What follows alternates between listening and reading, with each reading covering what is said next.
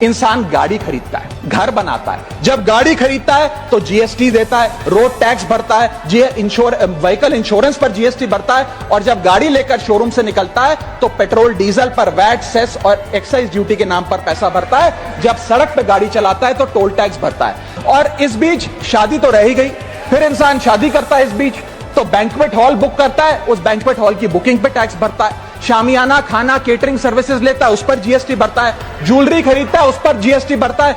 कपड़ा, शेरवानी सिलवाता है, कुर्ता पजामा, suit pant, उस पर जीएसटी भरता है। यहां तक कि वेडिंग इनविटेशन से लेकर ब्राइडल मेकअप से लेकर हनीमून के ट्रैवल तक हर चीज पर सरकार आपसे जीएसटी वसूलती है। जब कोई इंसान मरता है तो उसके अंतिम संस्कार में देसी घी, चंदन वुड, नारियल, इत्तर जैसा सामान इस्तेमाल होता है, उस पर भी जीएसटी लगता है। और जब उसके मरने के उपरांत अखबार में ऑबिचरी की इश्तेहार छपाया जाता है, उस पब्लिकेशन ऑफ ऑबिचरी न्यूज़पेपर पर भी 5% सरकार जीएसटी लेती है। और मरने के बाद जब प्रॉपर्टी उसके बच्चों को या परिवार वालों को दी जाती है, उस म्यूटेशन पर भी सरकार आपसे ड्यूटी सेस लेती है।